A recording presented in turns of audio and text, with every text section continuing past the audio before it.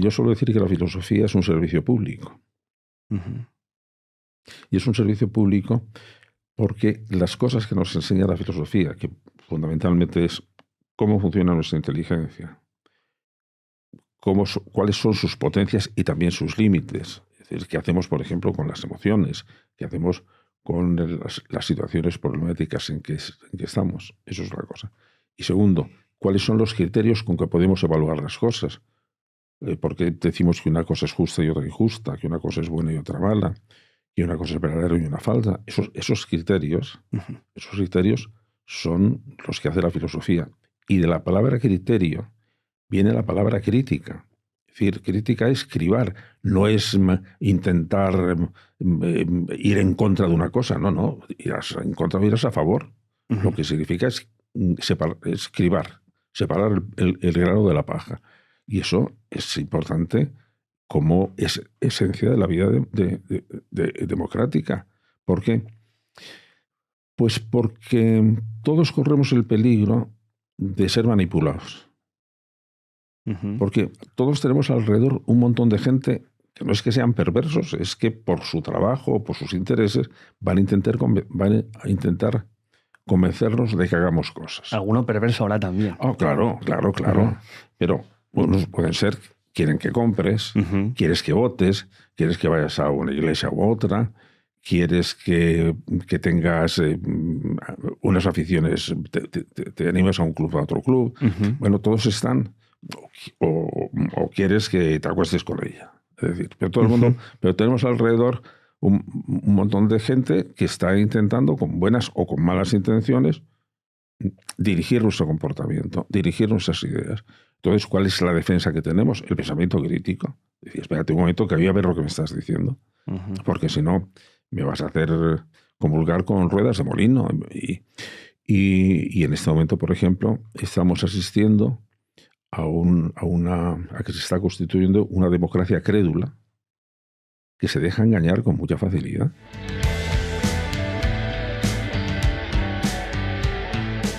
José Antonio Marina es una de las figuras más relevantes dentro de la filosofía contemporánea, no solamente en España, sino a nivel internacional. Ha desarrollado una teoría integral de la inteligencia que engloba aspectos de la neurociencia y aspectos de la ética, y además es un autor tremendamente prolífico, con muchísimos libros publicados y una cantidad de premios asociados a ellos que me podría poner aquí a decírtelos, pero duraría media hora esta introducción. En esta charla hacemos hincapié sobre algo que él llama la epidemia de estupidez actual en la que vivimos y que se manifiesta a veces en comportamientos ideológicos que nos llevan a actuar de una manera más basada en nuestras emociones que en cómo razonamos y llegamos a conclusiones lógicas, algo que nos lleva a buscar soluciones fáciles para problemas muy complejos con las consecuencias que eso tienen a nivel social y sobre todo a nivel político. Es un privilegio tremendo poder hablar con una persona como José Antonio Marina durante 1 hora y pico y preguntarle muchas de las dudas que yo personalmente tengo sobre cómo pensamos y cómo llegamos a nuestras conclusiones y a nuestras ideas, y ojalá arroje un poquito de luz sobre todo eso. Quiero aprovechar esta intro para invitarte a que nos conozcamos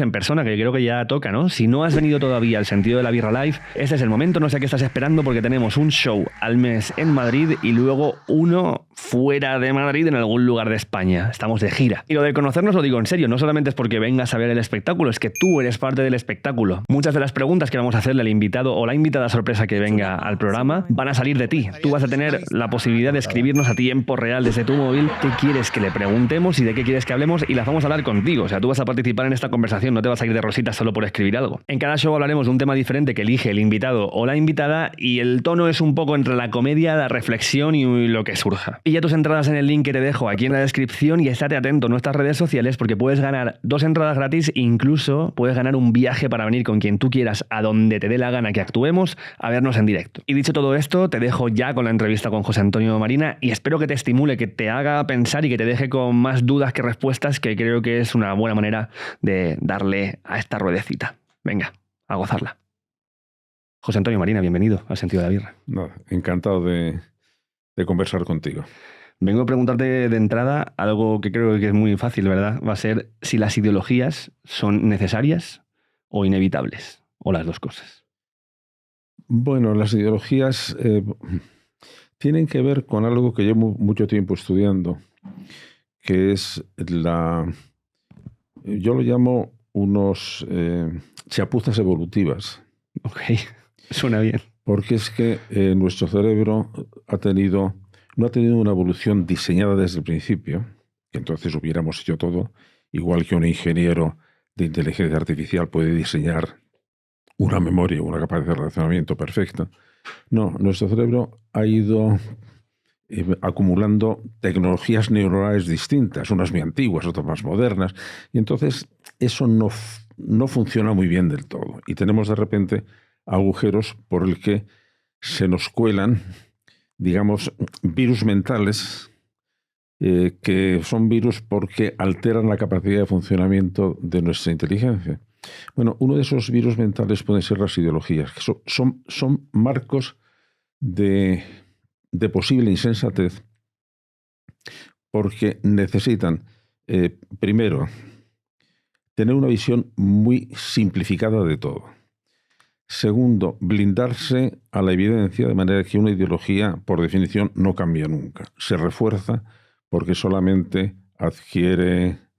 solamente capta aquellas informaciones que corroboran la ideología, no aquellas que invalidan la ideología. Y entonces quien entra en una ideología entra en un marco de posible insensatez, precisamente por esto, por la capacidad que tiene de no reconocer evidencias en contra y, por tanto, de no aprender. Las ideologías no aprenden nunca. Y eso, por lo tanto, sí es un lastre muy grande para la inteligencia. Y ahora, en el próximo libro que aparece dentro de un mes, que es una vacuna contra la insensatez, uno de los temas que trato es por qué las ideologías son inevitables, porque nuestro cerebro está ansioso de esas simplificaciones y por qué, sin embargo, son peligrosas, porque nos conducen a la insensatez. Aquí tuvimos hace ya unos años a Ernesto Castro, que a esta respuesta nos dijo que la ideología es lo contrario a la filosofía. Bueno, sí, en ese sentido sí, porque la filosofía lo que intenta es precisamente estar buscando evidencias para asegurar o para criticar lo que piensan, porque lo que le interesa es la verdad, mientras que a las ideologías no les interesa la verdad, forma parte de una explicación estándar de la vida, y por eso los que tienen una ideología, digamos, por simplificar, de derechas o de izquierdas, se enclaustran ahí. Y además con una cuestión muy interesante, que es que cuando estudiamos las ideologías desde la neurología, que es una de las partes, digamos, de mi formación, nos damos cuenta que primero se eligen las ideologías y luego se intenta justificar por qué se han elegido. De manera que la elección de las ideologías está definida muy fundamentalmente por estructuras del carácter que, por lo tanto, son inconscientes y que me hacen que eso me interese más, que me guste más esta ideología que la otra.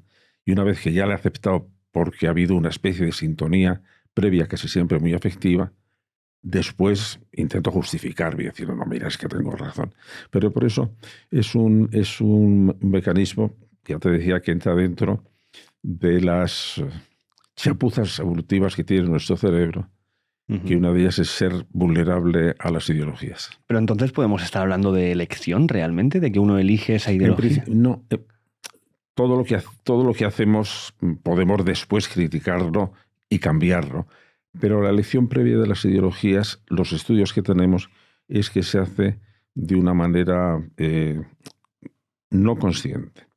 Todo eso ten en cuenta que estamos moviéndonos ahora en una teoría de la inteligencia, que a mí me parece que es la más potente que tenemos, que en este campo concreto fue popularizada por Daniel Kahneman, que es un premio Nobel de Economía, en un libro que se llama Pensar rápido, pensar despacio. Entonces, la teoría dual lo que nos dice es que nuestra teoría se trabaja en dos niveles. Un nivel que es un nivel computacional, que es un nivel no consciente, que es un nivel automático, que es muy rápido y que va a su aire.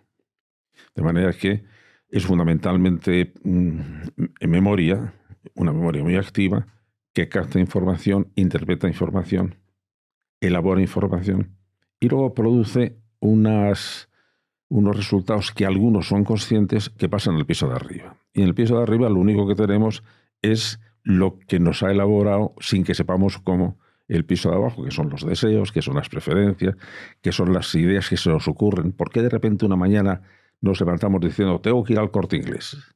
Bueno, pues no sé por qué, pero mi cerebro sí lo sabe. Yo a mis alumnos jóvenes les decía, tenéis la suerte de que vuestro cerebro es más inteligente que vosotros. Decía, pero qué tontería. No. Ese primer nivel, ese primer computacional, automático, rápido, generador de ocurrencias, es potentísimo. Lo que pasa es que no es de fiar. Entonces, desde el nivel de arriba, que es el sistema educativo, el sistema ejecutivo, que es el sistema reflexivo, que es el sistema que tiene que dar su visto bueno, somete a evaluación lo que nos viene, sin saber por qué nos viene, de abajo. Yo te voy a contar un ejemplo. Yo he estado durante mucho tiempo teniendo una sección semanal en La Vanguardia. Sí. Entonces yo, el viernes, a las 10 de la mañana, me ponía a escribir el artículo. Yo no sabía de qué iba a escribir, pero tenía una seguridad. A la 1, el artículo estaría escrito. Entonces, ¿qué hacía? Pues me sentaba dentro del ordenador y, aprovechando la metáfora de antes, desde el piso de arriba decía al piso de abajo, ¿y qué escribo? Y esperaba a ver qué se te ocurría. De repente, bueno, ¿y por qué no escribo? Hombre, yo así es un poco dramatizado. Aparecía como una burbujita. Escribe sobre la lluvia. No, sobre la lluvia no me interesa. Dame otra posibilidad. Escribe sobre lo mal que está la política. Mira, ya he escrito demasiado. No, tío. No, pues se escribe por qué los virus mentales producen tales trastornos en el cerebro. Hombre, eso me interesa más. Muy bien. Ya tengo el título. Los virus mentales. A ver, ¿qué más me dices?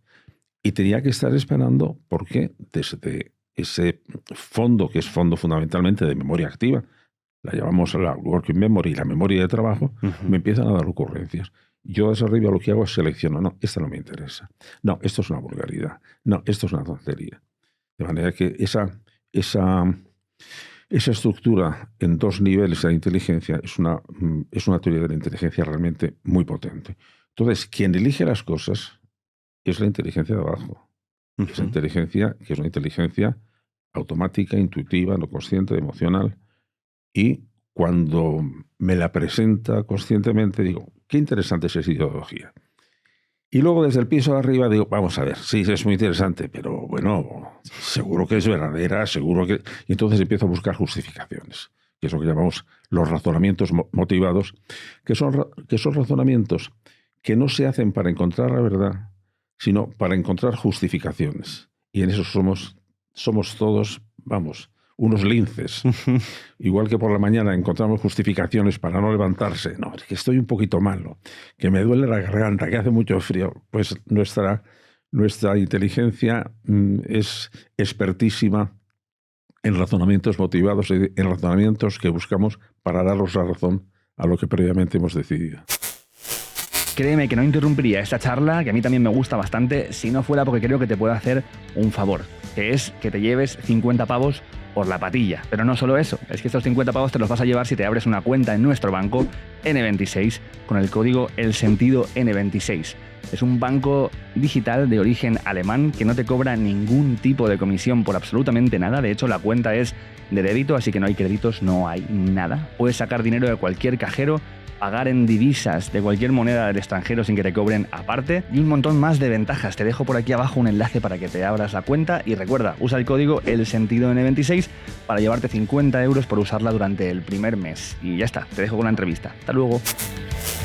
Me sorprende esto por varios motivos. Uno es que vivimos en un momento donde desde muchas ideologías se promueve la ideología y el estar fiel a unos valores como algo positivo, como algo inamovible que debe de ser para no perder un rumbo. No, porque el esquema de la ideología es me digan lo que me digan, yo voy a seguir pensando lo mismo. Se dice así, no me vas a hacer cambiar de opinión, No. Y eso es una cosa que va en contra del desarrollo de la inteligencia, porque la inteligencia humana progresa porque tiene una facultad fantástica que es percibir los errores y corregirlos. Si yo de entrada corto esa facultad, estoy limitando, pero limitando drásticamente la posibilidad de inteligencia. No voy a aprender nunca. Porque para aprender yo necesito saber descubrir si me he equivocado. Si de entrada digo, no me he equivocado, porque ya lo sé todo, ¿para qué voy a aprender? Ya lo sé todo. Lo único que voy a hacer es intentar aplicar lo que me parece que es verdad. Y entonces eso es una especie, eso conduce al fanatismo de una u otra manera. Por ejemplo, yo siempre he dicho, sabiendo que es exagerado, que la ideología a la educación es como la mixomatosis al conejo, que no deja uno vivo. No, no hay que educar ideológicamente, hay que educar críticamente, hay que educar en ese sentido filosóficamente, en cada una de las opiniones. Cuando alguien me diga una opinión, por ejemplo, una opinión ideológica, la pregunta, que es una pregunta como de antídoto salvador, la pregunta necesaria es decir, ¿y tú cómo lo sabes? Y callarte. A ver, explícame cómo lo sabes. ¿Por qué lo sabes? Claro, si me dices, me lo encontrado en internet, decir, pues mira, no me vale para nada tu opinión. No, una opinión no es respetable si no viene acompañada de una serie de argumentos que apoyan esa opinión. Otra cosa es que las personas sí son respetables. Las personas son respetables. Aunque digan tonterías, son respetables como personas. Pero la tontería que ha dicho no. Y yo creo que en este momento en que hay una confusión, como tú has dicho antes, en que hay que ser auténticos y hay que ser leales a lo que pienso. No, hay que ser leales a la verdad, hay que ser leales a la razón, hay que ser leales al aprendizaje, a la posibilidad de cambiar de ideas, y veo que estoy confundido. Esa especie de encastigamiento en lo que pienso, y es lo que está abonando ese espectáculo tan escandaloso de los políticos, que nunca nadie convence a nadie.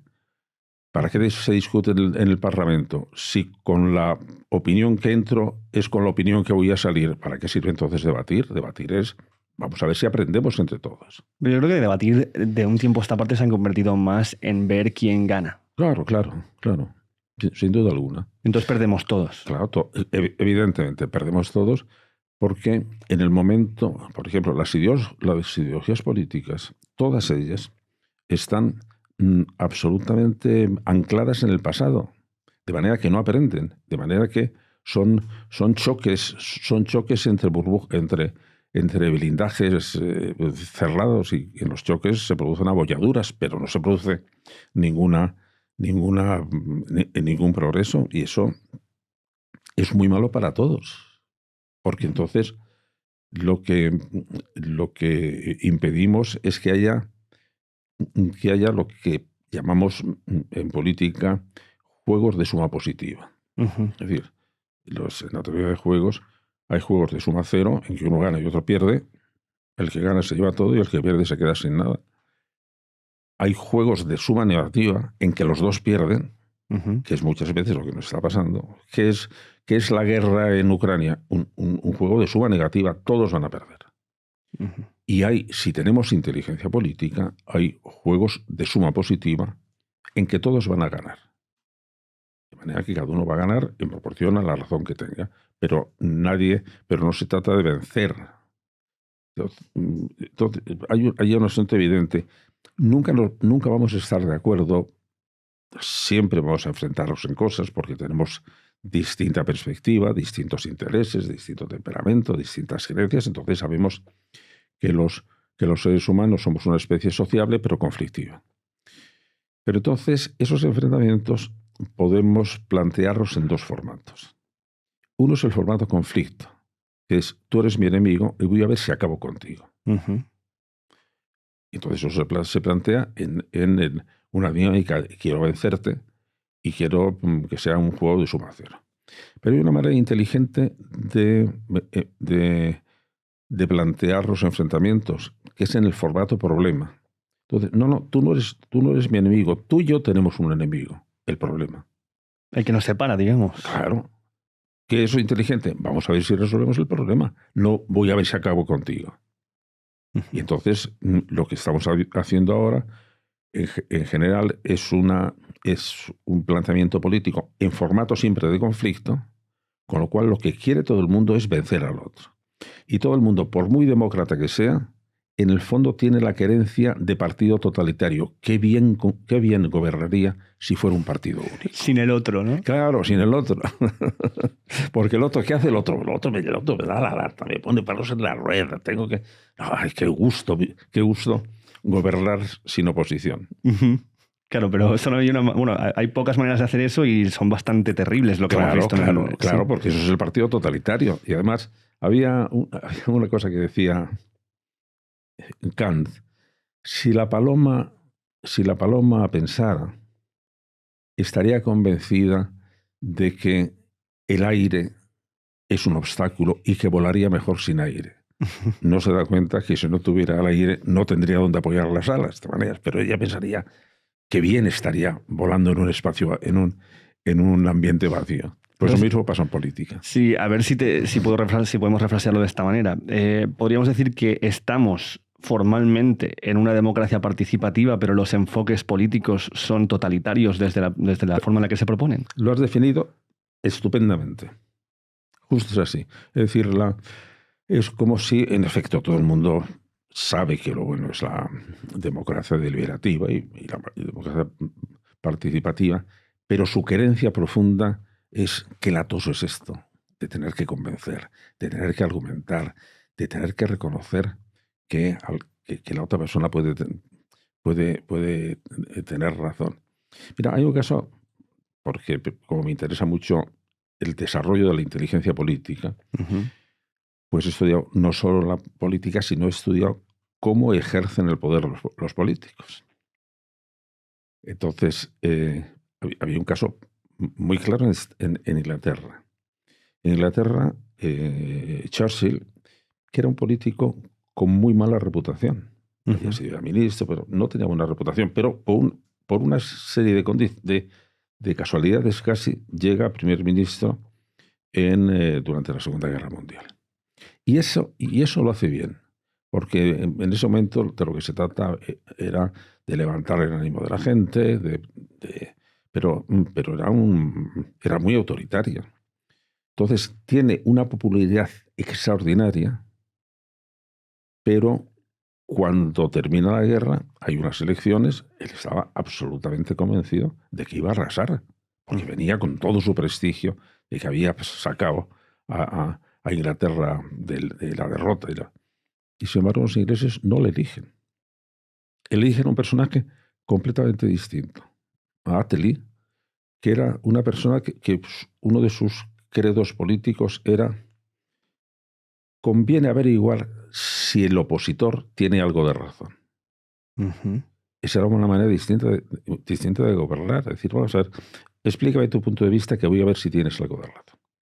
Y entonces su gobierno, mientras que el gobierno de Churchill era absolutamente autoritario, quien mandaba era Churchill y se acabó lo demás, el de Clement Attlee era un gobierno en que metió a mucha gente, alguna que no pensaba como él. ¿Por qué? Porque se daba cuenta de que había que poder enfocar los temas de esa manera. Cuando yo cito este libro que veo que tienes encima de la mesa, que es el Club de los Buscadores de Soluciones, es porque me parece que toda la educación a nuestra gente joven debía ir enfocada de esta manera. ¿Cuál es el objetivo de la inteligencia? Resolver problemas. ¿Qué debemos enseñar a la escuela? A resolver problemas. ¿Qué tipo de problemas? Todos. Problemas emocionales, problemas personales, problemas teóricos de física, de matemáticas, problemas históricos, problemas de convivencia. Y eso es lo que está permitiéndonos el que la educación sea una educación para la vida y para la vida buena. Es decir, porque el libro empieza con un caso que por desgracia se ha repetido muchas veces, no solo en España, sino en otros lugares. Es un chico que está estudiando en la educación media y de repente se suicida porque está sufriendo bullying.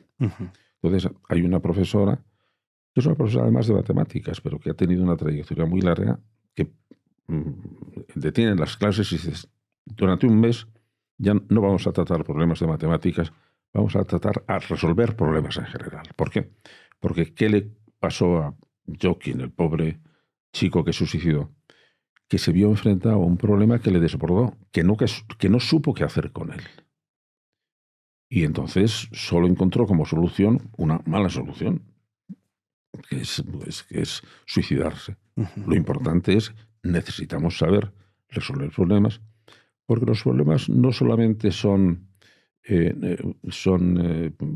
no solamente plantean problemas cognitivos, sino también problemas emocionales. Es decir, para enfrentarte con un problema tienes que saber la solución, pero tienes que tener la valentía de ponerla en práctica, la tenacidad de ponerla en práctica, la sensatez de pedir ayuda si ves que tú no puedes resolverlos, y todo esto forma parte de un desarrollo de lo que a mí me gusta llamar reinteligencia resuelta. Porque la palabra española es muy bonita. Resolución significa andar con decisión, andar con ánimo, pero resolviendo problemas. La palabra resolución tiene ese doble significado que me parece muy interesante. Eso es lo que hay que desarrollar. Y eso es lo que me gustaría también que desarrollaran los políticos, que estáis ahí para resolver problemas. ¿No te parece que es absolutamente insensato que veamos, sin escandalizarnos, que cuando se hacen encuestas por el CIS de las preocupaciones de los españoles, aparece casi en primer lugar los políticos? Que los políticos son un problema, pero si tenían que ser los que solucionaran los problemas, claro, si esto es el mundo al revés. Bueno, sí, pues ya nos hemos acostumbrado y lo aceptamos sin escandalizar. Sí, es como si tuvieras que llamar a unos desparasitadores para tu casa y te la ocupan. Y es en plan de, vale. Y entonces... Estupendo, vale. Estupendo, te voy a copiar. Me la copias. Un honor que me copies esto. Pero es que leyendo el libro, lo que pensaba es, primero, ¿cuánta falta hace esto en la educación? Sí. Pero segundo, que está dirigido a gente más joven, pero yo creo que el público de este libro es cualquiera. O sea, sí, que este libro lo pondría en las mesitas del Congreso, sí, pero también lo pondría en los puestos directivos, sí, lo pondría en muchos lugares. Mira, ¿sabes por qué? Porque yo soy investigador de la inteligencia, mi formación es de filósofo, pero después de estar muchos años investigando, volví otra vez a dar clase a adolescentes. Yo había ganado la cátedra muy joven, lo había dejado para investigar, pero luego ya volví.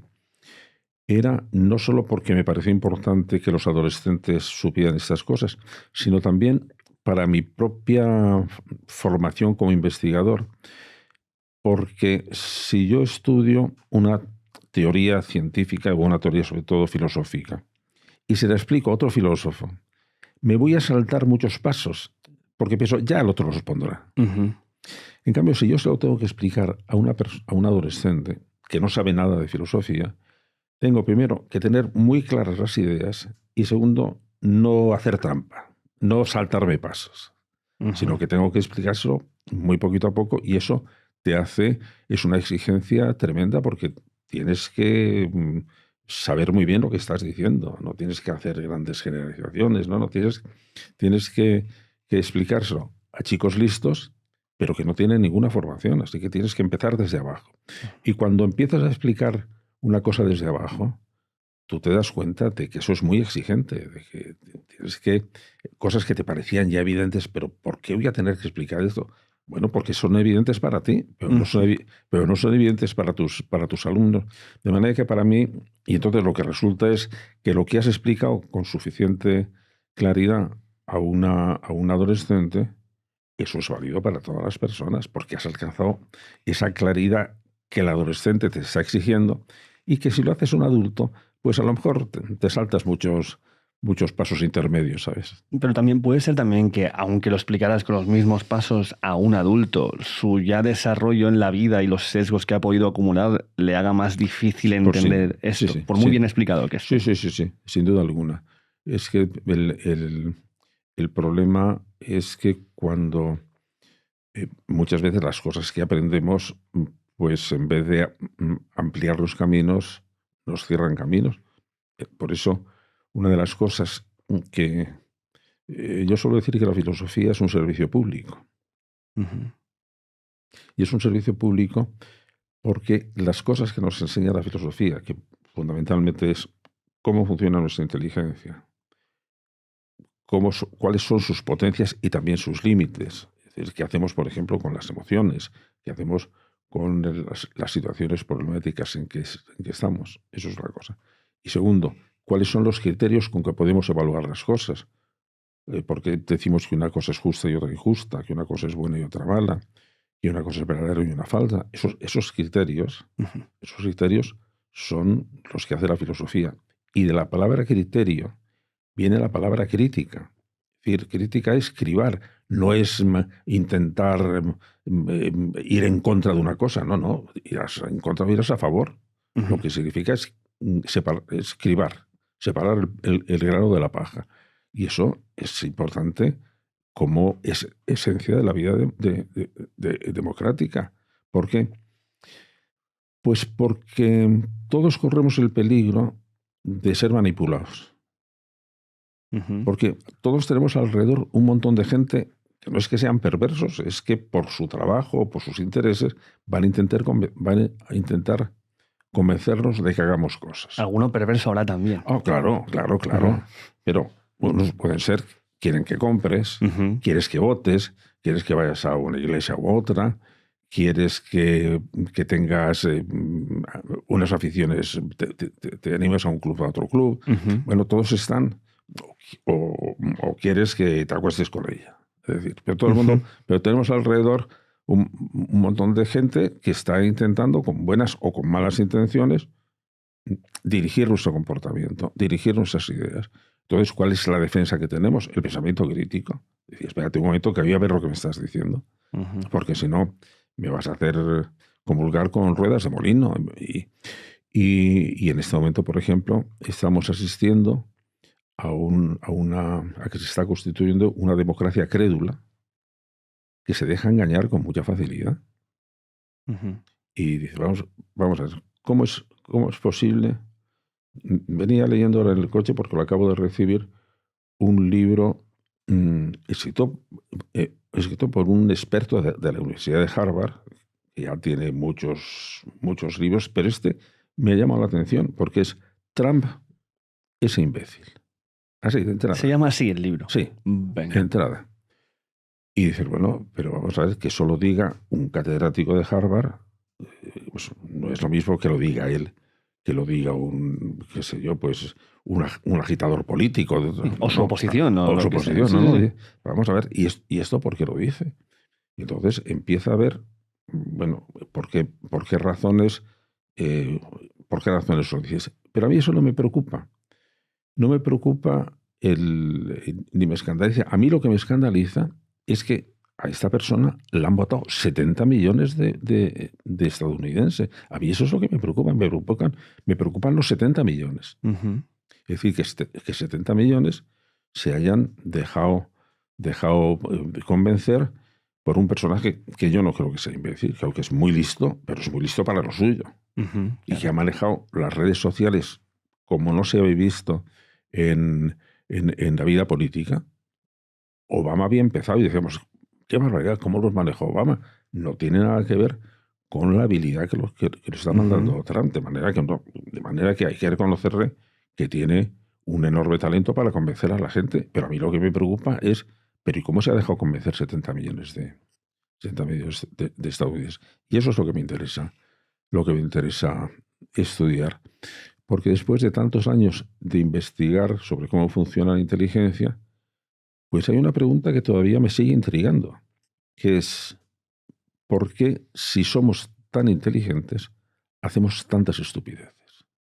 ¿Y qué pasa? ¿Por qué no aprendemos? Eso que decimos, vamos, como si fuera una cosa, pues muy bien, que no nos debe extrañar. El hombre es el único animal que tropieza 7 veces en la misma piedra. Y le echa la culpa a la piedra también.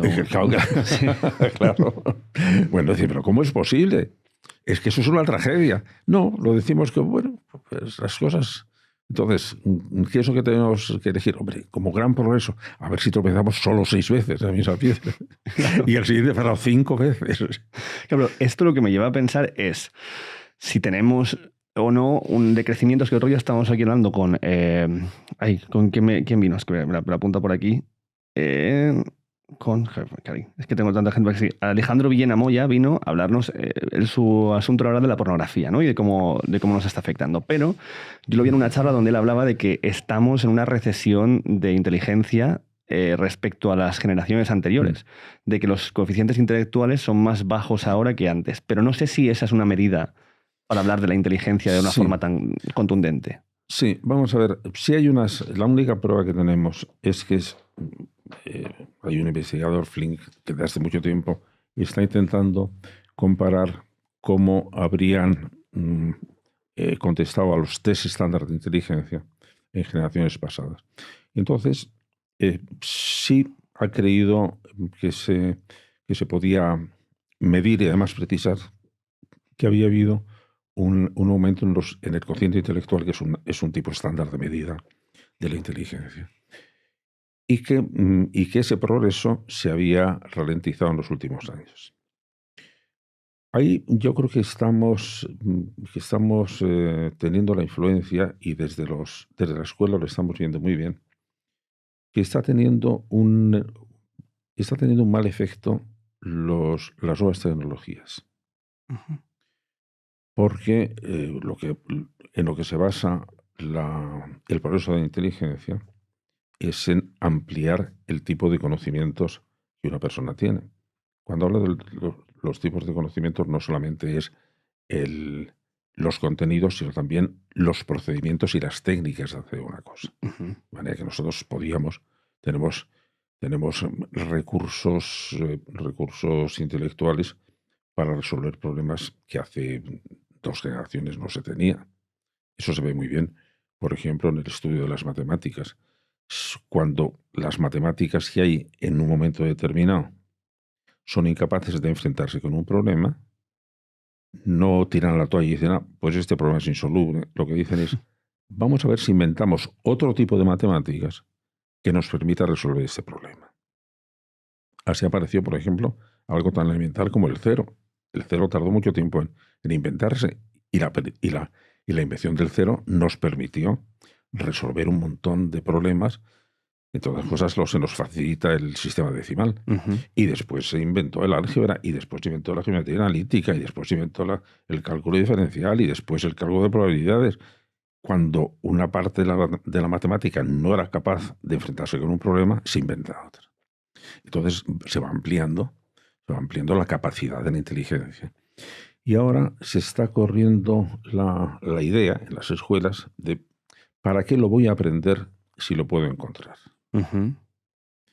Claro, los instrumentos de búsqueda de las nuevas tecnologías son absolutamente maravillosos. Y hay una especie de decir, bueno, pues que me lo resuelva la máquina. Eso, en último término, lo que está es pues aprovechando lo que te decía al principio, de esas chapuzas evolutivas. Una de las chapuzas evolutivas de nuestro cerebro es que es perezoso. Y si le das resuelto el problema, pues no se esfuerza. Claro. Entonces, como estamos en un momento en que las tecnologías nos resuelven muchos problemas, el cerebro se está haciendo cada vez más perezoso. Una de las cosas que hace el cerebro es que ¿te acuerdas eso que te he dicho de los dos pisos? Uh-huh. En el piso de abajo funciona lo que no cuesta trabajo. Por ejemplo, la atención involuntaria.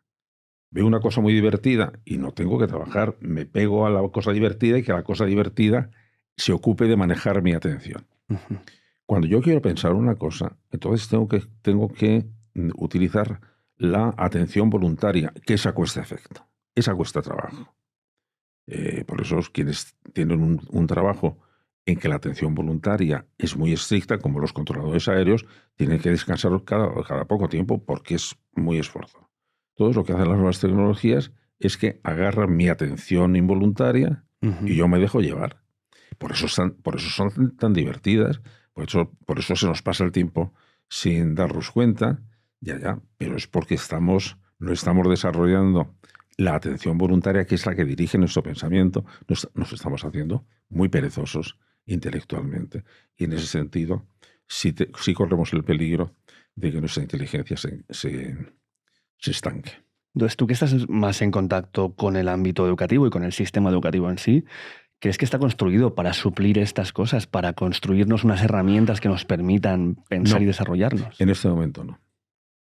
En este momento estamos con un tipo de pedagogía muy elemental que desde hace mucho tiempo tiene un gravísimo defecto, que es que ha desprestigiado la memoria. Es decir, cada vez que yo oigo a alguien decir no hay que aprender las cosas de memoria, me dan ganas de cogerles de la solapa y decir, pero vamos a ver, si la memoria es el órgano del aprendizaje, ¿cómo estás diciendo una cosa tan disparatada de que no hay que aprender de memoria? Si la memoria es la que aprende. Es como si dijeras a Rafa Nadal que juegue al tenis sin utilizar el sistema muscular, pero si se juega con el sistema muscular. Uh-huh. Lo que pasa es que todo nuestro sistema educativo estaba todavía basado en una idea de la memoria muy elemental y muy anticuada, que es la memoria sirve para guardar y para repetir. Y tú dices, bueno, claro, eso es una cosa muy pequeñita. No, la memoria sirve para guardar, para repetir, para combinar, para inventar, para razonar. De manera que en todas las funciones de la inteligencia son funciones que se basan en la mecánica de la memoria. Y si tú no construyes una memoria adecuada, no vas a poder hacer nada. Ortega decía una cosa muy elemental: para tener mucha imaginación hay que tener muy buena memoria. Porque entonces empiezas a mezclar cosas, empiezas a combinar, empiezas a variar, y eso es lo que nos parece que es la imaginación. Y no, estamos teniendo una escuela muy pasiva, en que no nos damos cuenta de que tenemos que lanzar a los alumnos y aumentar sus recursos. Y Dios es que aprendan a construir su propia memoria, sus habilidades, sus procedimientos y también sus contenidos, todo. Eso es lo que les va a poner en buenas condiciones. Uh-huh. Pero aparte de eso, en este momento, yo, que en un libro anterior, en El bosque pedagógico, uh-huh, me dediqué durante varios años a ver qué es lo que se está haciendo en el mundo educativo, en todo el mundo. Pues comprobé que en este momento todo el mundo está en una especie de estado de alarma educativa porque no sabe muy bien qué hacer. No se sabe. Creímos, por ejemplo, que las nuevas tecnologías, digamos las pantallas, iban a suponer un salto en la escuela fabuloso. No lo han conseguido. No lo han conseguido porque no hemos sabido utilizarlas. uh-huh. Ahora tenemos, en un plazo muy corto, yo no creo que sea superior a 5 años, vamos a tener una invasión de sistemas maravillosos, baratos, eficacísimos de inteligencia artificial. No sabemos qué hacer con ella en la educación. En este momento no se está pensando seriamente que tenemos que enfocar la educación para formar una inteligencia que tenga como gran auxiliar, pero no como competidor, la inteligencia artificial. Uh-huh. Que tenemos que ir diseñando una inteligencia humana aumentada, porque igual que se aumentó cuando se inventó la escritura, cuando se inventó el álgebra, cuando se inventó la notación musical, pues ahora se va a emplear porque tenemos sistemas maravillosos de inteligencia artificial, pero hay que saber utilizarlas e integrarlas dentro de un panorama humano más rico y no, al contrario, no más servil. Claro, hace muy pocas semanas estaba hablando con un grupo de amigos que se dedican a la educación desde varios ámbitos, ¿no? Desde profesores hasta gente que trabaja en la educación y las empresas tecnológicas asociadas a la educación. Y planteábamos la idea de si tendría sentido, visto lo visto y cómo está yendo la educación, que existieran organismos no gubernamentales, ponle que a nivel europeo o a nivel global, no sé, como igual existe la OMS para de alguna manera marcar qué es una negligencia, o está la Agencia Europea de Salud, ¿no? Para decirte, no, esto está marcado que una negligencia es de aquí a aquí, ¿no? Porque ahora mismo lo que me decían muchos de ellos es que un profesor, a no ser que pegue o agreda sexualmente a un alumno, no tiene muchos motivos para ser expulsado por no ser bueno haciendo su trabajo. Mira, yo hace 8 o 10 años, porque el tiempo pasa con mucha rapidez, el ministro de Educación me pidió que hiciera un estudio, un libro blanco sobre la profesión docente, para ver sobre todo cómo deberíamos formar a los profesores, era de los profesores no universitarios. Y bueno, yo con un equipo de gente lo hice, y uno de los problemas que teníamos es que necesitábamos evaluar las competencias de los profesores. Porque en este momento, por ejemplo, los profesores de la enseñanza oficial ganan unas oposiciones, y ese es el único criterio de evaluación que tenemos. Pero primero, las oposiciones son puramente teóricas. No sabemos si esa persona, que a lo mejor es estupendo en matemáticas o en lengua, pero a lo mejor es una especie de inútil dando clase. No sabemos Que no cómo. tiene habilidades comunicativas, Claro, quizás. no sabemos cómo va a hacer. Y además, una prueba que se hace en un año ya va a garantizar toda la profesión de ese profesor hasta que se jubile, que a lo mejor son 30 años, y mientras tanto no le evaluamos de ninguna manera. Eso no parece sensato. Ahí se pusieron muchísimos. Entonces, yo propuse una serie de criterios de evaluación.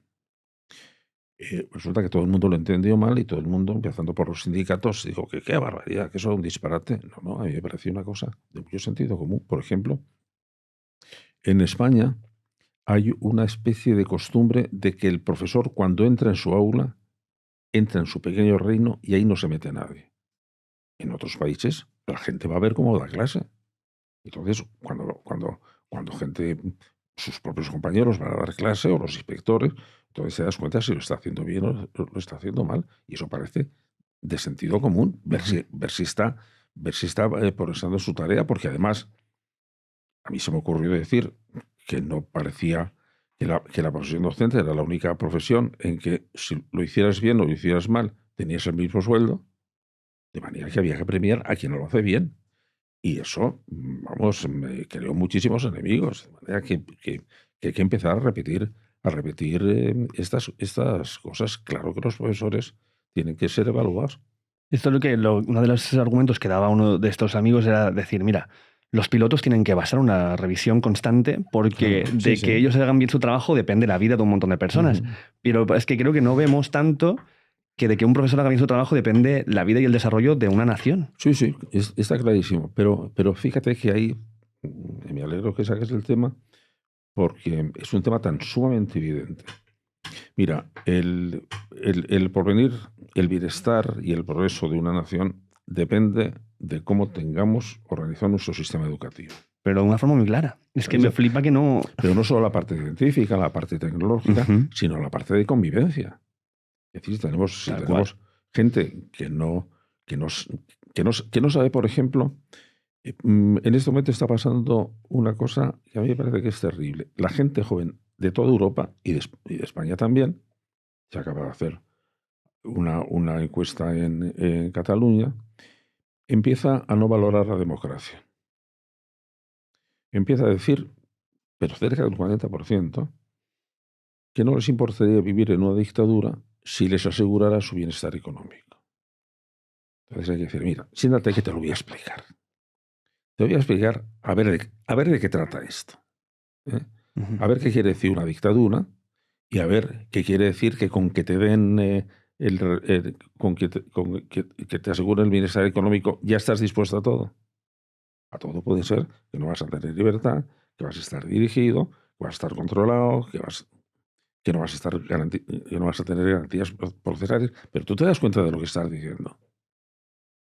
Pues no, porque no nos hemos tomado el trabajo de enseñárselo eso en la escuela. Hubo un intento hace unos años, porque en el año 2000 hubo un cambio en el enfoque educativo en toda la Unión Europea. A partir de la Conferencia de Lisboa, donde se reunieron los jefes de Estado y de Gobierno. Y allí se diseñó cuál debería ser el proyecto Europa. Y el proyecto Europa era intentar crear una sociedad de alto nivel tecnológico, de alto nivel científico y, por lo tanto, de gran productividad económica, pero manteniendo al mismo tiempo las prestaciones sociales. Y ese era un proyecto muy complicado. No es el proyecto americano, por ejemplo. El proyecto americano es científico, tecnológico, progreso económico, pero no protección social. Claro. Bueno, no, el nuestro era más complicado y más difícil. Entonces, los que estaban ahí reunidos dijeron, bueno, pero para conseguir esta Europa necesitamos formar a los europeos. Es decir, ¿qué tenemos que enseñar a nuestros chicos y chicas para que sean capaces de construir esta Europa? Entonces se cambió por completo el sistema educativo, que estaba organizado, digamos, verticalmente por asignaturas, hemos estudiado todo, y se sustituyó por un sistema por competencias que es transversal. Entonces, un grupo de estudios, que estuvo mucho tiempo trabajando sobre esto, seleccionó 8 competencias. Estas son las que tienen que enseñarse. Eran competencia lingüística, competencia matemática, competencia artística, competencia técnica, 8. Y puso una, competencia ciudadana. Es decir, tenemos que enseñar a nuestros chicos, a nuestra gente joven, a que va a vivir en una ciudad, va a vivir en un sistema político, tiene que participar en el sistema político y tiene además que tener la responsabilidad suficiente para poder encauzar el sistema político. Bueno, en España, en todas las naciones se puso esa asignatura. Aquí en España se llamó Educación para la Ciudadanía. Y inmediatamente de salir empezaron un ataque absolutamente salvaje contra esa asignatura, porque se consideraba que era un sistema de adoctrinamiento a los chicos, en que cuando el eje era, tienen que interesarse por la política y tienen que conocer bien los sistemas políticos, los sistemas democráticos y el sistema de derechos humanos. Y tienen que desarrollar un pensamiento crítico, de manera que era justo lo contrario al adoctrinamiento, porque era desarrollar el pensamiento crítico. No había ninguna ideología, a no ser que llames ideología la Declaración de los Derechos Humanos, que no es ideología. Bueno, fue tan sumamente feroz el ataque, y ahí, por ejemplo, uno de los protagonistas, que creo que lo hizo muy torpemente, fue la Conferencia Episcopal, es decir, que le parecía que la escuela no tenía que ocuparse de esas cosas, que se mantuvo, porque es una normativa que nos viene de la Unión Europea, pero en mínimos, o sea que no vale para nada. Y no, la enseñanza para vivir en sociedad, la enseñanza para poder comprender los sistemas políticos, para poder tomar decisiones políticas, para no dejarse engañar, a mí me parece que forma parte esencial de la educación. Pero aquí sale un concepto, o me viene a mí a la cabeza un concepto, que también hemos debatido muchas veces hasta las tantas de la madrugada, porque es muy complicado, que era, ¿debería, pues, existir un carnet de votante? Bueno, eso es un problema. Eso es un problema porque dices, lo que se nos ocurre a todo el mundo. Si para conducir un coche tienes que sacar carnet de conducir, para votar, pues deberías sacar un carnet de voto. Esta era como la premisa inicial y empezamos a discutir a partir de ahí. Sí, dices, idealmente, pues podría ser. La aplicación es una aplicación muy, muy difícil, porque eso tiene que ver con que hay derechos fundamentales que no puedes conseguir, porque son derechos absolutamente fundamentales. Y uno de ellos son los derechos políticos. Es decir, tú no puedes bloquear a una persona para que vaya a votar, porque inmediatamente vas a empezar a segregar a la gente. Por ejemplo, durante muchísimos años en Estados Unidos, las leyes que llamaban de Jim Brown en todo el sur, decía que los negros no estaban capacitados para... Es decir, no les damos el carnet. Iban a inscribirse en las listas de votantes y no, tú no estás capacitado. Te quedas fuera.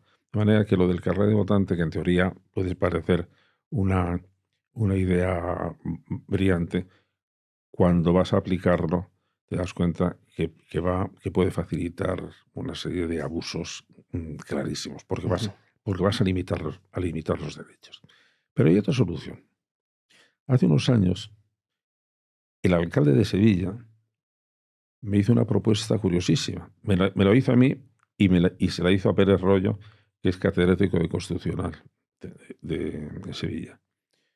Que es que quería que le dijéramos si era posible rebajar en las municipales el voto a los 16 años. Eran los municipales porque intentar rebajar el voto a los 16 años a nivel nacional hacía falta un cambio constitucional, pero en las municipales no.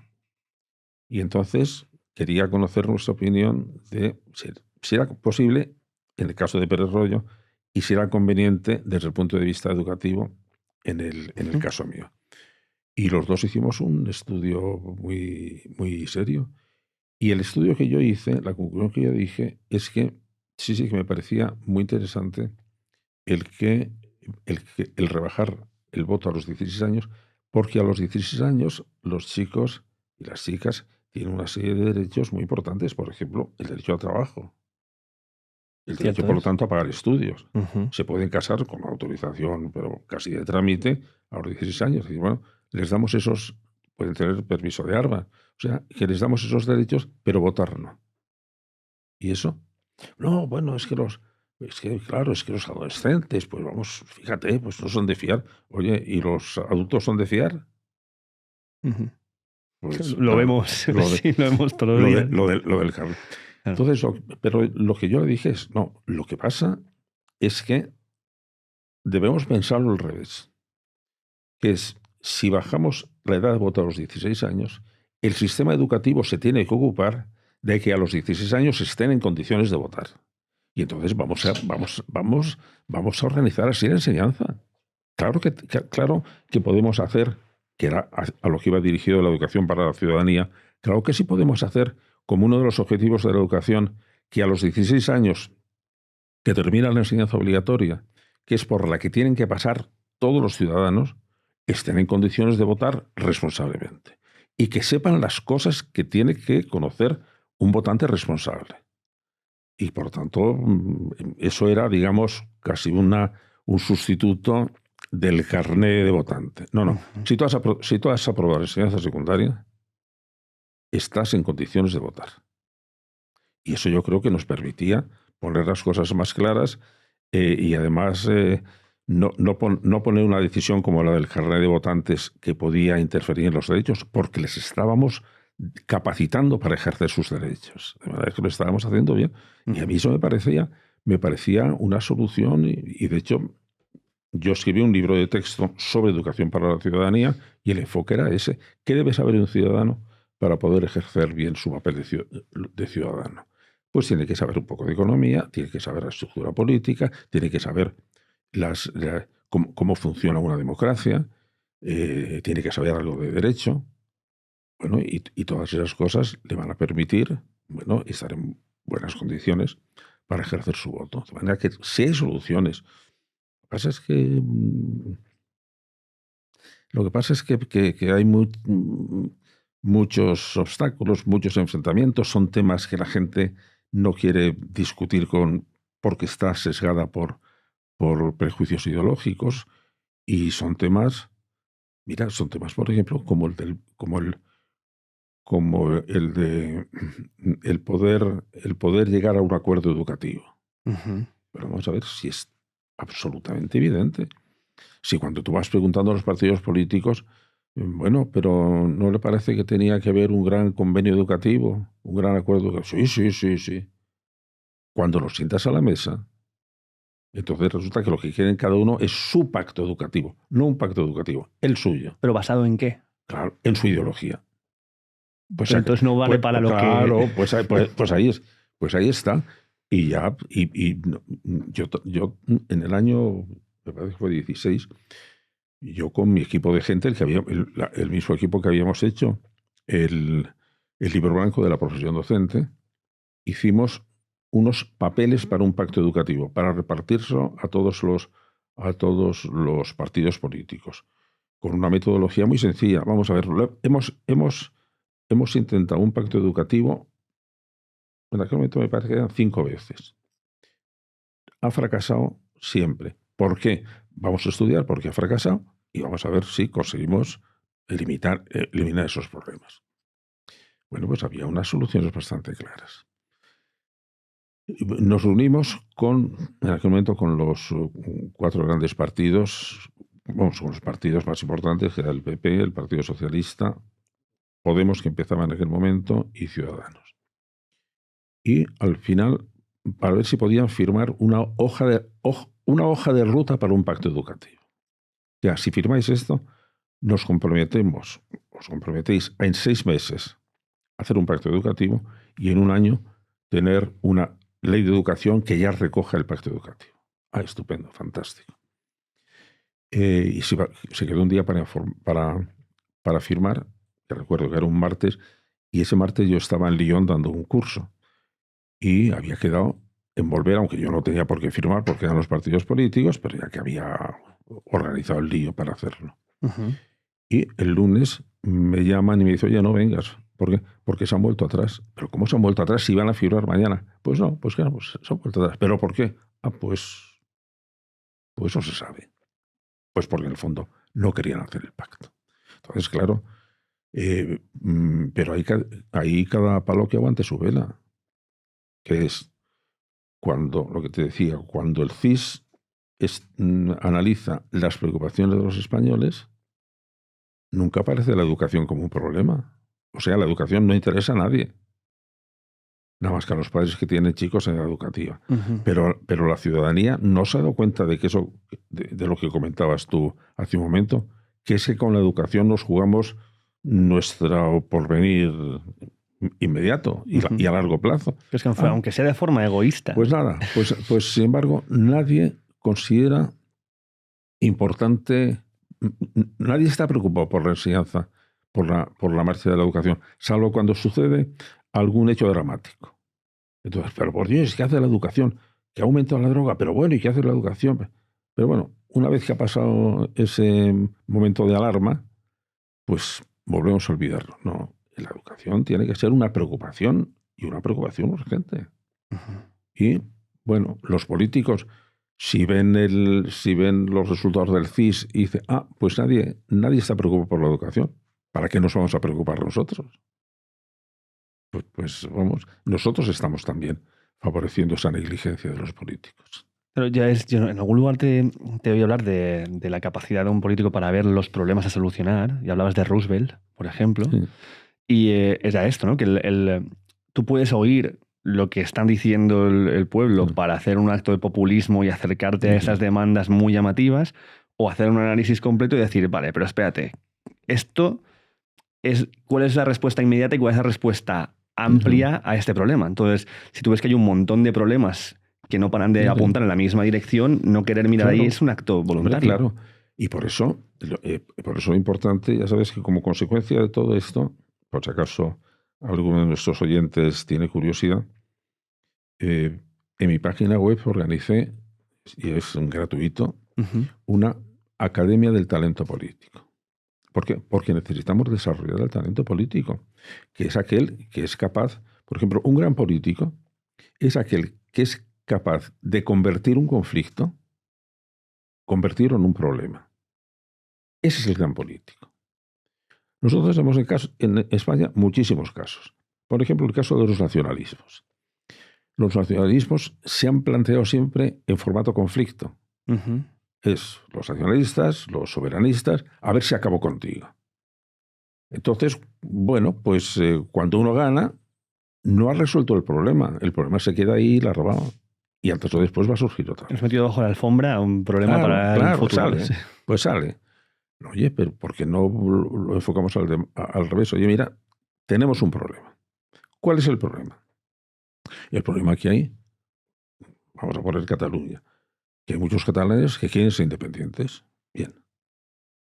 Que hay muchos catalanes que no quieren ser independientes. Bien.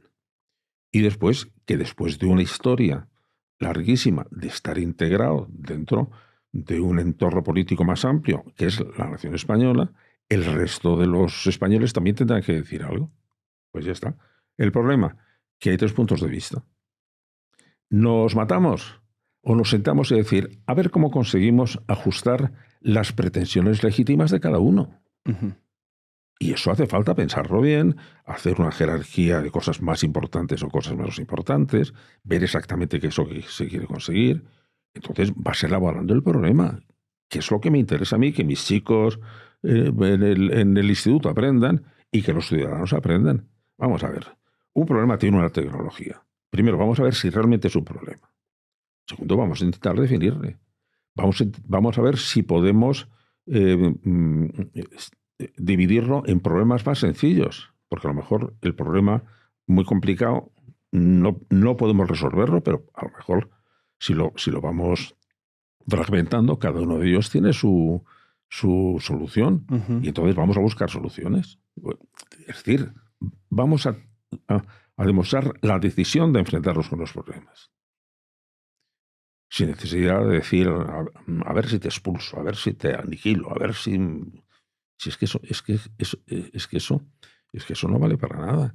Entonces, en la Academia del Talento Político, que te decía que publico en mi web, hay una parte que es cómo desarrollar el talento político del gobernante y otra, cómo desarrollar el talento político del gobernado, que tiene también, lo que decías antes, el carnet de votantes. Pues es un poco dar vueltas a esta misma idea. A ver, ¿qué tiene que saber?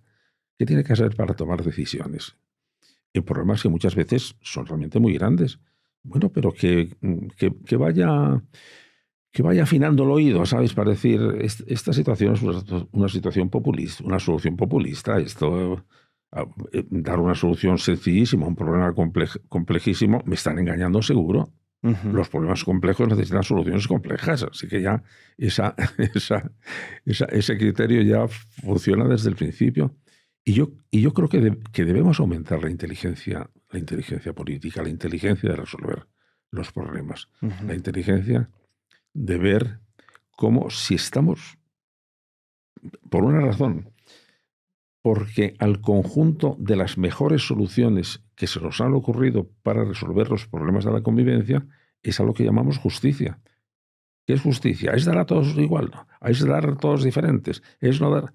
No, la justicia es, vamos a ver si en cada caso damos una buena solución a los intereses de cada uno, a la manera de hacer compatibles esos intereses que pueden ir en dirección contraria, a frenar quien está teniendo demasiado poder. Bueno, pero también a frenar a los anarquistas que no quieren ningún poder. ¿Por qué? Porque con la experiencia de la historia, por eso hay que estudiar historia, vamos viendo que hay soluciones mejores y peores. Y las soluciones mejores son las que llamamos soluciones justas, porque ajustan los intereses de unos y otros, de manera que sean compatibles. Bueno, esto es tan difícil de comprender. Yo creo que no, si no estamos manejados, y volvemos al principio de la conversación, si no estamos manejados y sesgados por las ideologías. Claro, aquí hay una cosa que leyéndote hablar de la inteligencia, veo cómo se antepone, cuando hay una falta de inteligencia resuelta y se anteponen las emociones a nuestras acciones, empiezan a aparecer cosas como el ego, empiezan a aparecer cosas que son... Entonces mi sospecha es que en el sistema actual en el que estamos a nivel político se mueven unas dinámicas de dominancia que tienen que ver con esa emocionalidad que te impide aceptar una propuesta buena del otro porque se puede mostrar como debilidad. Clarísimo. Y que dentro de ese sistema de dominancia, si muestras debilidad, Clarísimo. te muerden el cuello. Clarísimo. Y además ves cómo el discurso político se está haciendo cada vez menos racional y más emocional. Totalmente. Porque entonces, esas discusiones que hay, es decir, las discusiones en el Parlamento, se está discutiendo de temas que pueden ser realmente serios. Y se acaba discutiendo si tu mujer ha hecho esto o tu pareja ha hecho lo otro. Es que eso va afuera. Eso no tiene nada que ver con el problema. La respuesta del tú más, en vez de decir este es mejor argumento, eso es una perversión. Y eso es como si estuviéramos haciendo una campaña de estupidización. No, que no es eso lo que estamos haciendo. Lo que estamos es acostumbrando, tenemos que acostumbrarnos a dar razones, a dar argumentos, a dar datos, a contrastar las opiniones y a tener la única rendición digna es el rendirse a la evidencia. Mira, me has convencido. ¿Tú crees que que al votante, por lo menos si es un votante medianamente inteligente, iba a desprestigiarse un político que dijera, pues mire usted, creo que tiene razón en ese planteamiento? Yo esto lo veía en Anguita, por ejemplo, siendo una persona con la que no tengo por qué estar de acuerdo con muchas cosas, pero yo veía en Anguita, por ejemplo... Bueno, argumentos. Claro. Y a veces que decía, pues esta medida del señor Aznar me ha parecido correcta, pues, aunque está en sus antípodas ideológicas. Pues eso aumenta su prestigio. Uh-huh. Y eso es lo que yo creo que los políticos actuales no comprenden. Los políticos actuales, lo has mencionado tú ahora, tienen, por ejemplo, un pánico cerval a parecer como débiles.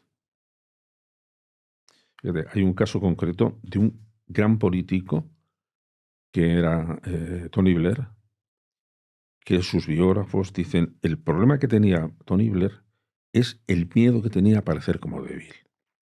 Y que eso le hizo tomar unas decisiones equivocadas, porque estaba queriendo demostrar que no era débil.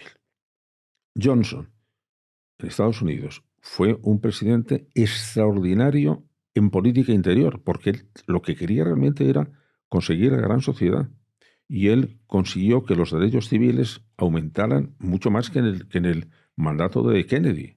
Fue él quien lo sacó adelante. Pero, sin embargo, se equivocó radicalmente en cómo enfocar la guerra del Vietnam. Le costó la salud y le costó la presidencia porque no se presentó a la reelección, y era porque tenía presente que Chamberlain, en la discusión con Hitler, fue débil y entonces dejó que Hitler se expandiera, y toda su obsesión era no tengo que ser un Chamberlain, no tengo que ser débil, tengo que imponer por la fuerza, voy a mandar más aviones. En Inglaterra, Eden, que también era un primer ministro con el miedo de parecer débil, se metió en un lío con Egipto por el canal de Suez, que empezaba una guerra y tuvieron que salir por pies porque aquello era disparatado. De manera que efectivamente cuando un político tiene detrás la preocupación de no puedo parecer débil, que eso que está teniendo también Trump, son muy peligrosos. Son muy peligrosos porque eso es un sesgo que les va a impulsar a tomar decisiones que muchas veces son trágicas. Yo, hablando con gente que sí que, de mi entorno, que abrazan fuertemente ciertas ideologías, una de las cosas que me dicen habitualmente, porque yo tomo mucho hasta el lugar en plan de chicos, vamos a pensar, salimos un poco de esto, veamos, es que si tú no decides o no tienes un marco ideológico desde el cual analizar las cosas, caemos en un relativismo que puede ser peligroso porque entonces el otro, sea quien sea el otro que es el malo, es el que va a ganar el poder porque tú estás pensando demasiado y el otro está actuando. Y creo que esto está muy anclado en la gente. No, mientras que nosotros estamos pensando no sé qué, los otros llegan y hacen no sé qué. Y siempre te lo dice alguien del otro que dices, ostras, pero los dos tenéis el mismo miedo. No sé cómo ves esto. Sí, por eso uno de los temas recurrentes en todo lo que yo escribo es que en este momento hemos tenido uno de esos virus mentales que nos ha contagiado a todos, es el virus de la imposibilidad de ponernos de acuerdo en cosas. No, es que eso no es verdad. Cuando se dice, no, bueno, en temas morales o en temas políticos no es posible ponerse de acuerdo. Vamos a tomar en serio esa afirmación. Cuando una persona dice no hay forma de llegar a un acuerdo en valores morales, yo cuando me lo presentaban mis alumnos, que eran gente joven, decía, no, aquí nada, eso de la justicia, eso nada, esto no vale para nada. Yo les decía, me parece, estoy completamente de acuerdo. Voy a decirle al profesor de matemáticas que te suspenda en matemáticas.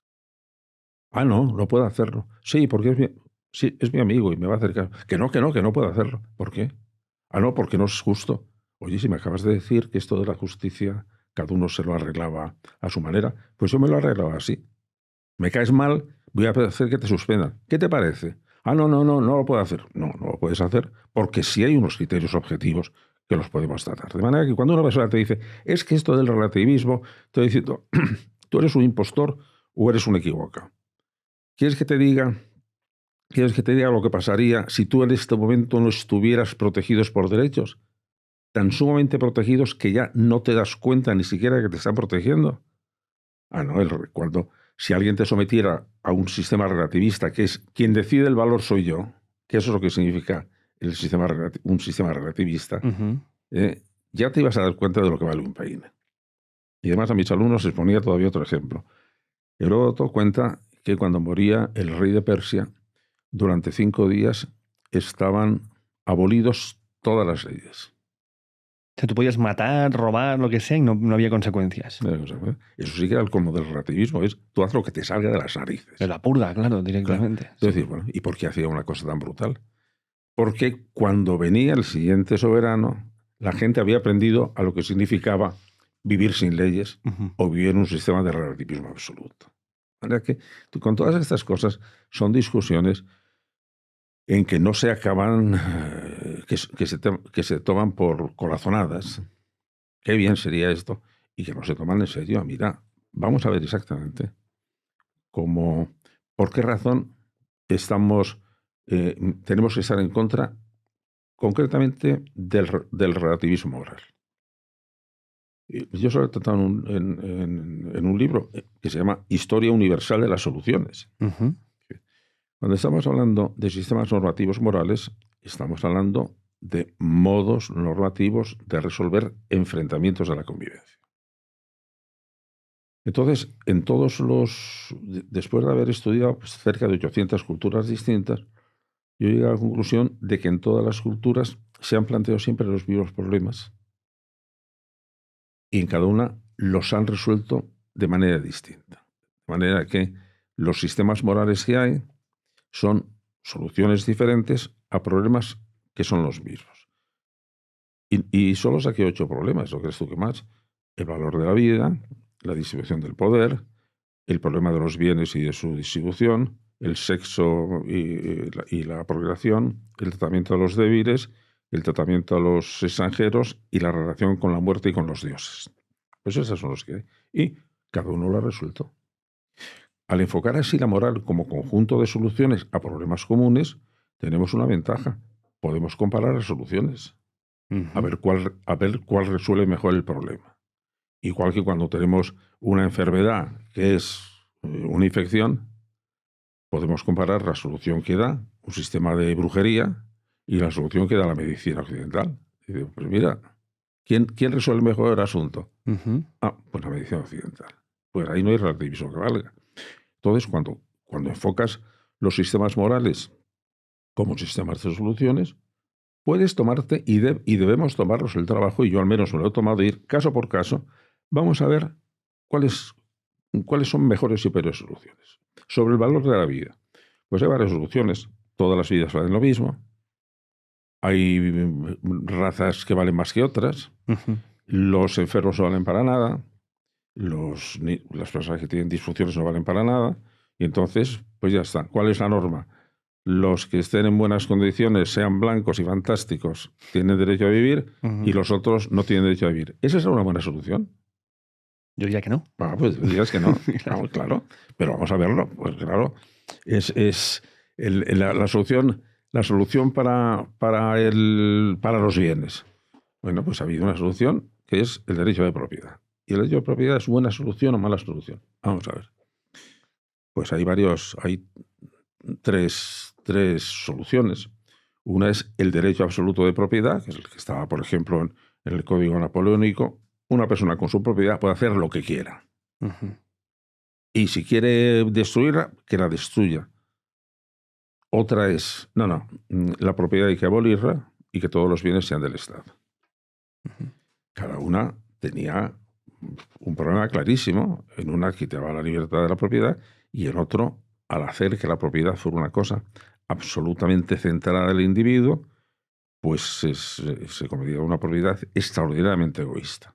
Bueno, pues ahí hemos encontrado una solución intermedia. Sí, el derecho de propiedad, pero admitiendo la función social de la propiedad. De manera que en momentos en que se vea que hay una necesidad social imperiosa, entonces los derechos de propiedad pueden quedar limitados con sus compensaciones. Es decir, si yo necesito hacer una vía de tren, bueno, pues puedo expropiar las tierras que necesite para hacerlo porque eso es un bien social. Sí, pero primero tengo que ponerme de acuerdo con el propietario y pagarle las indemnizaciones justas. De manera que, entonces, la función social de la propiedad es mejor solución que la propiedad como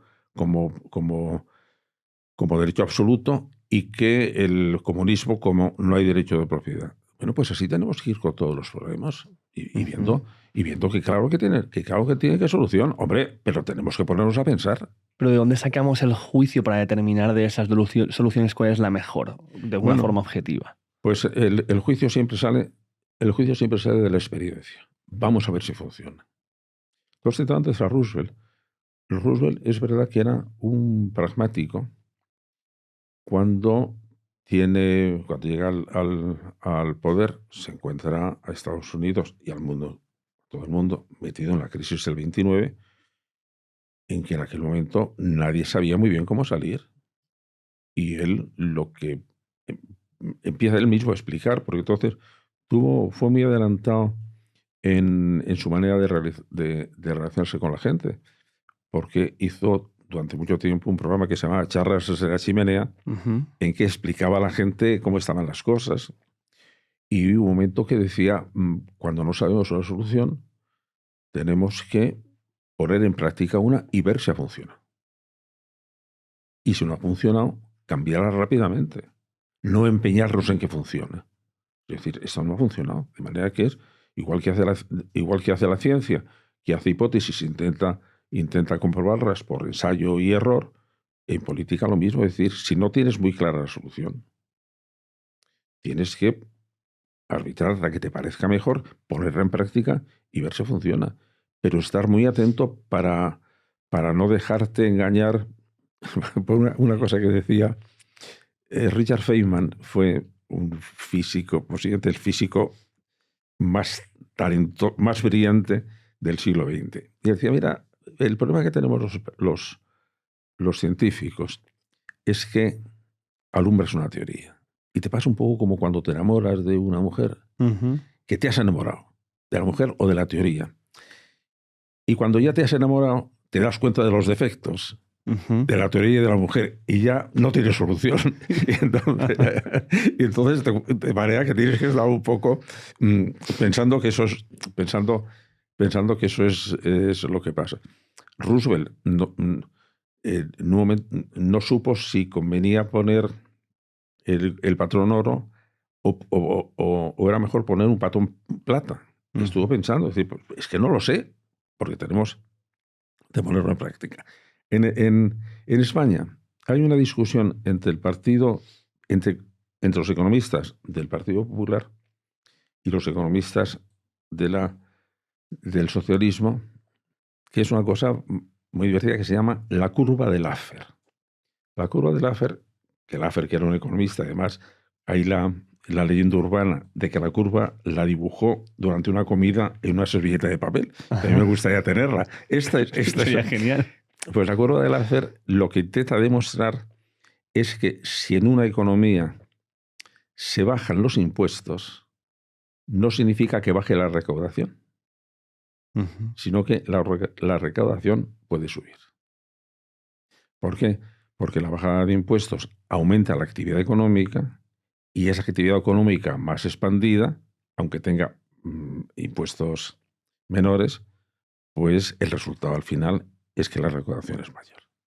Eso es en lo que se basan los partidos conservadores, es decir, hay que bajar los impuestos, y el Partido Socialista y los partidos socialistas dicen no, porque eso no funciona. Bueno, pues es que lo que te resulta un poco pasmoso es decir, oye, vamos a ver si funciona o no. Claro, no te quedes así en teoría de que yo creo que funciona y tú que funciona. Vamos a ver, casos en que se hayan bajado los impuestos. ¿Ha subido siempre la recaudación? ¿O unas veces sí y otras veces no? Resulta que unas veces sí ha subido y otras veces no ha subido, de manera que no es la curva de Laffer no es tan absolutamente absoluta como decía. No, vamos a ver las cosas, pero es que las ideologías te impiden poner en práctica y aprender de la práctica. Porque mira, y si ¿Y si no funciona? ¿Y si hago el experimento y no funciona? Y quedo yo en ridículo, entonces le allano el terreno al otro para que gane. Pues ahí está, pues ahí está. Pues ahí está, por eso es el peligro de las ideologías. Claro, hay otra parte de las ideologías que para mí es muy importante a día de hoy, porque lo veo reflejado en la gente y en cómo se utilizan, es la identidad, ¿no? Que mucha parte de cómo nos definimos es a través de lo que pensamos. Sí. Y no sé, yo tengo la sospecha, de nuevo también, pero dime tu punto de vista, de si pueden estar sustituyendo algunas de estas características de comunidad y de identidad que nos daba la religión antes de que en Occidente empezara a decrecer la creencia religiosa después de que Nietzsche de alguna manera matara a Dios. Sí, en realidad las identidades, sobre todo identidades fuertes como identidades nacionales, como en un momento dado la identidad con partidos muy fuertes como fue el Partido Comunista o el Partido Nazi, sí tienen una estructura muy parecida a la de pertenencia religiosa. Porque hay también una especie de ámbito místico, de unión, de confraternidad. Uh-huh. Porque esa también es un tipo es un caso de estos fallos evolutivos que tenemos, de las chapuzas evolutivas, uh-huh. que es que el sentimiento de identidad es muy fuerte, el sentimiento de pertenencia es muy fuerte. Y entonces por mantener la pertenencia, es decir, por sentirnos identificados con un grupo, de donde vienen las identidades, pues entonces estamos dispuestos a cualquier cosa. Y yo creo que uno de los problemas que ha tenido la izquierda en todos los países es que lo que era su objetivo principal, que era la lucha contra la desigualdad en derechos o económica, entonces ahora lo ha derivado hacia la lucha por defensa de las identidades. Y ahí se ha metido, yo creo, en un callejón sin salida, porque las identidades enclaustran, es decir, defienden su propia identidad, su propia ideología, sus propios intereses y tienen mucha dificultad en llegar a preceptos universales. Si yo insisto en identidad, estoy insistiendo también en el relativismo. Mi identidad es la que vale. Y luego el meterte con las identidades produce un sesgo cognitivo muy bien estudiado, porque incluso neurológicamente, y son pruebas hechas con extraordinaria precisión, los centros neuronales donde se procesa toda la información acerca de mi identidad tiene relación con los centros en que se procesa mi identidad ideológica. Uh-huh. Entonces se produce un fenómeno interesante y peligroso. Cualquier ataque a mi ideología, mi cerebro lo interpreta como un ataque a mi identidad. Y entonces, si yo defiendo mi identidad, defiendo la ideología. De manera que el hecho de que las ideologías estén tan sumamente ligadas a mi definición de la identidad, me limita de una manera extraordinaria. Porque cualquier argumento en contra de mi ideología lo voy a interpretar como ataque mío personal y me voy a defender ante una persona que me está agrediendo. Uh-huh. No, si no te estoy agrediendo a ti. Estoy criticando tu ideología. No, es que mi ideología y yo somos lo mismo. Y esa es la trampa identitaria. Y esa es una trampa identitaria que divide a la gente y hace imposible la colaboración. Porque es que yo me cierro. Es que no te quiero oír. No te quiero oír porque no me interesa lo que digas. Lo que en Estados Unidos se llama el pensamiento woke, uh-huh. que era una cosa que en su origen era admirable, porque woke significaba estate despierto para no dejar que te arrebaten tus derechos. Era una defensa empezada sobre todo por afroamericanos, decir, no dejes que te manejen, no dejes que te humillen. Y eso era una defensa de los derechos y me parecía estupendo. pero ahí se pasó a ser una defensa de mi identidad.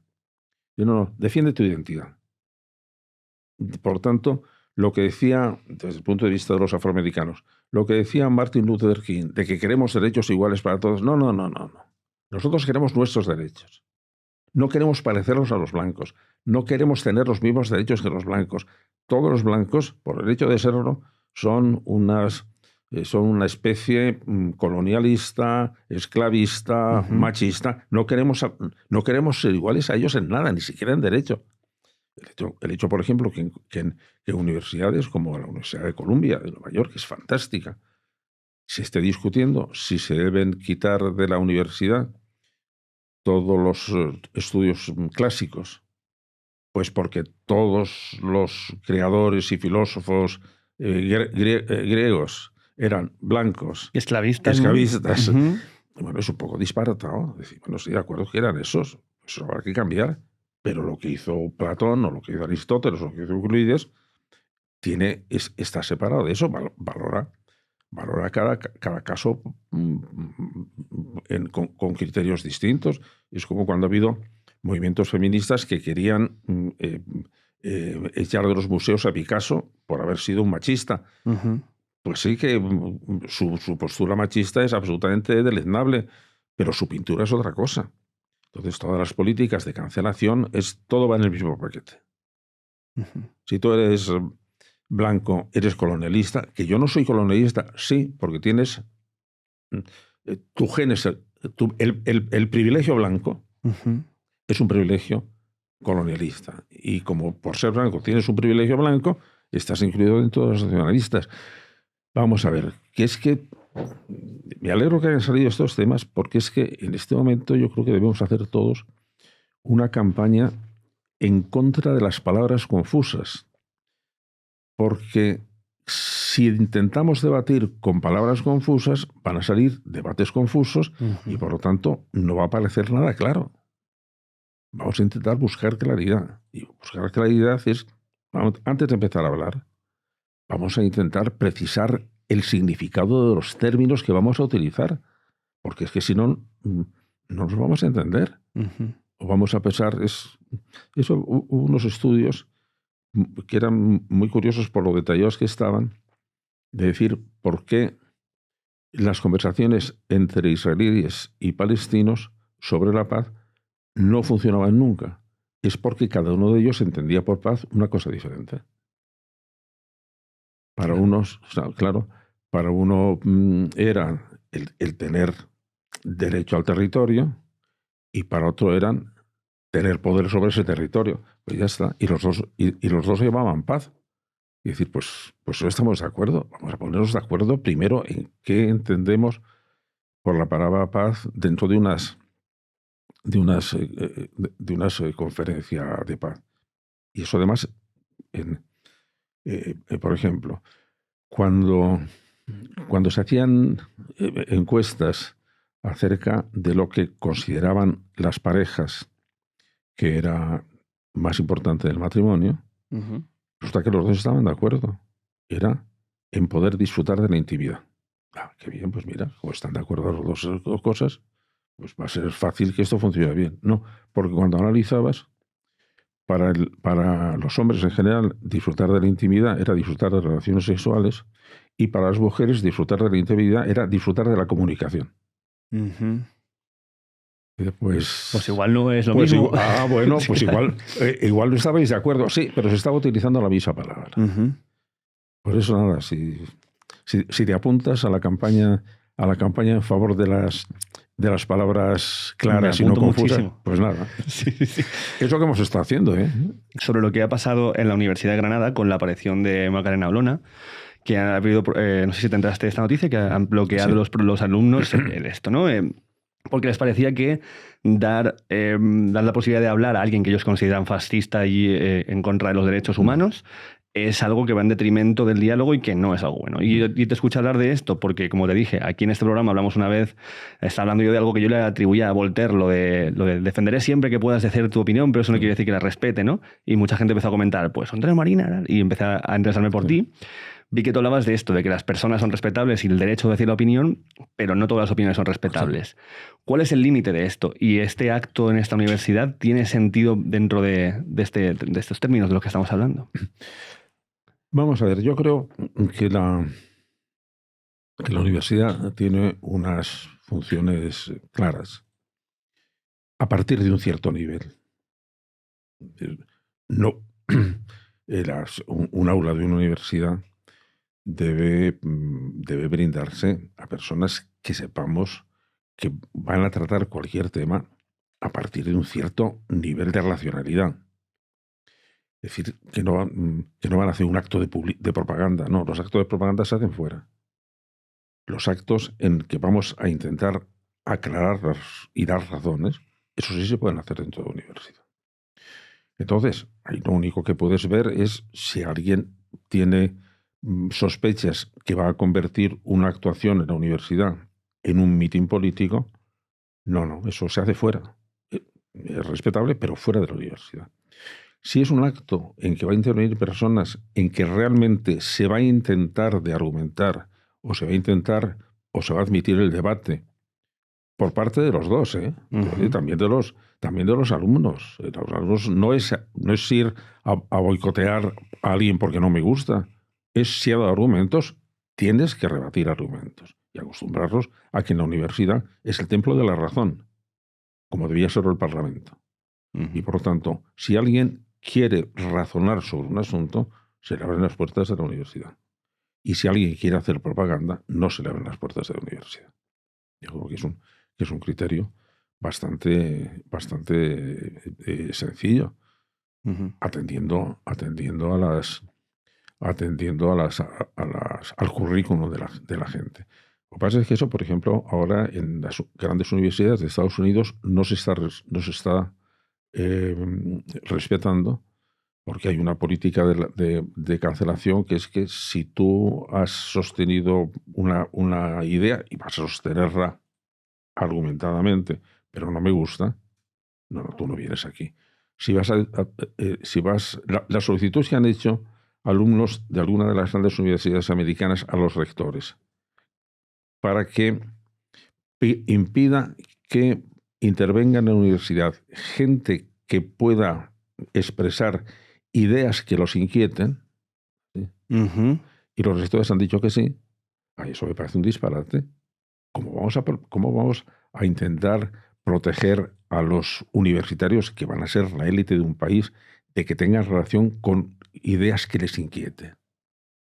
No, tienen que conocerlas y tienen que saber responder a ellas. Y por lo tanto, esa especie de infantilización, pues me parece también muy mal. De manera que me parece mal si Margarita, a quien dio autorización a una política que le gusta provocar, y me parece mal también la respuesta de los alumnos cuando bloquean debates porque no les gusta el personaje. De manera que hay que luchar por la subida de nivel en los debates, y la universidad es casa de debates, es casa de racionalidad. Y si no están acostumbrados a lidiar con ideas con las que no están de acuerdo, es que no están reaccionando su capacidad, no están formando su capacidad de razonar. Y eso es un momento en que es grave, pues porque el planteamiento emocional de temas que debían ser racionales es muy potente, y eso no lleva a buenas consecuencias, porque en las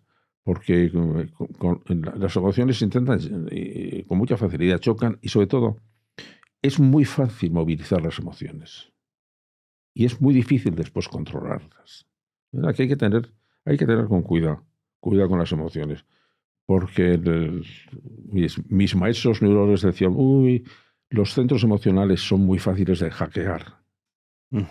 De manera que ahí se les maneja con muchísima facilidad. Y bueno, pues tenemos que estar preparados para eso, ¿no? Que el razonamiento fue la gran defensa de la inteligencia para evitar, digamos, los excesos de la emocionalidad. Por lo tanto, no debemos cultivar la emoción a la hora de tomar decisiones. Debemos tomar decisiones de la manera más racional posible, reconociendo que es difícil, porque una de las chapuzas evolutivas es que nuestros centros emocionales son muy antiguos, están en las áreas límbicas que están ahí metidas en la profundidad del cerebro y cambian con mucha dificultad. En cambio, nuestro cerebro moderno, que es la corteza cerebral y sobre todo los lóbulos frontales, aprende con muchísima rapidez, pero está desconectado del mundo de las emociones. De manera que entonces siempre hay una especie de lucha de ver cómo la razón tiene que moldear las emociones, pero no puede tomar decisiones sin las emociones. Entonces, ver cómo esas dos tecnologías, una arcaica, que son las emocionales, y unas modernas, que son los lóbulos frontales, pues a ver cómo conseguimos que se integren bien, y es muy complicado. Y hay pues si tienes curiosidad, hay uno de los grandes neurólogos actuales, que es Antonio Damasio, que estudió precisamente ese caso, porque estudió casos en personas que por accidente o por una operación quirúrgica, por un cáncer, pues entonces se habían interrumpido las vías neuronales que enlazan estas dos tecnologías distintas, la emocional y la de los lóbulos frontales. Entonces parecía una cosa muy llamativa, que es aquel estudio, que esos enfermos razonaban muy bien, pero no podían tomar decisiones. Estaban dando vueltas y no tomaban decisiones, porque de donde venía la fuerza de las decisiones era precisamente del mundo emocional. Entonces, eso para todos fue una especie de descubrimiento fantástico. Es decir, ahora nos explicamos muchas cosas. Necesitamos las emociones para tomar decisiones, pero no nos podemos fiar de las emociones para tomar decisiones. Sino para sacar la conclusión, claro. Y entonces estamos ahí intentando coordinar tecnología neuronal antigua con tecnología neuronal moderna, que queda muy bien así, ¿eh? Pues a ver si tenemos suerte con eso. Muchas gracias, Antonio Moreno, por venir. Gracias a vosotros. Hoy a esta charla. Ha sido una conversación estupenda. Igualmente, y por favor, os dejo aquí el Club de los Buscadores de Soluciones para la peña que tengáis más joven en casa, pero yo te lo digo que me lo he estado leyendo yo y había cosas que yo decía, hostia, claro, es como dentro de uno tiene tantas cosas asumidas que revisar las cosas de una manera explicada al mínimo concepto a veces nos ayuda mucho a darnos cuenta de cuánto no sabemos cosas que hemos interiorizado de una manera distinta. Entonces, aquí lo dejo. Si alguien está trabajando limpiando en el Congreso, dejar una sillita por ahí, que nos va a venir muy bien a todos. Y gracias por vernos todo este rato. Nos vemos en otra. Sí, entonces, adiós. Me despediré de tus... ¿Quieres despedirte? Sí, de tus oyentes. No. Con una despedida que es la que me gusta hacer. Adelante. Y que ustedes lo piensen bien. Muy bien, me encanta. Pues sí, que ustedes lo piensen bien. Hasta luego.